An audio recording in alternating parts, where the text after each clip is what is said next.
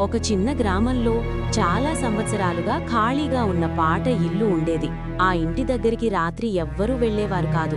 ఎందుకంటే అర్ధరాత్రి సమయంలో అక్కడి నుంచి వింత శబ్దాలు వినిపిస్తాయని గ్రామస్తులు చెప్పేవారు. ఒకరోజు రవి అనే యువకుడు తన స్నేహితులతో కలిసి ఆ గ్రామానికి వచ్చాడు.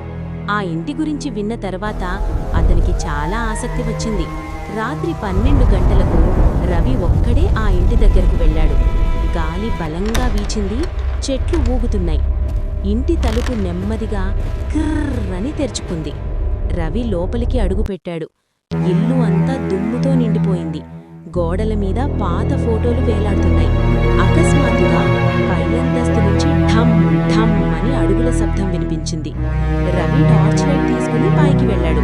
అక్కడ ఒక గది తలుపు అర్ధంగా తెరిచి ఉంది. లోపలికి చూసినప్పుడు ఒక పాత అద్దం మాత్రమే కనిపించింది.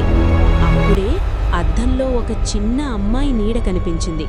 కాని రవి వెనక్కి తిరిగి చూసినప్పుడు అక్కడ ఎవరూ లేరు. అద్దంలో ఆ అమ్మాయి నెమ్మదిగా దగ్గరికి వస్తోంది. ఆమె నెమ్మదిగా చెప్పింది, "ఈ ఇంట్లోకి వచ్చిన వాళ్ళు తిరిగి వెళ్లరు." అచానక్ లైట్ ఆఫ్ అయింది. ఇంట్లో మొత్తం చీకటి. రవి భయంతో పరిగెత్తాడు.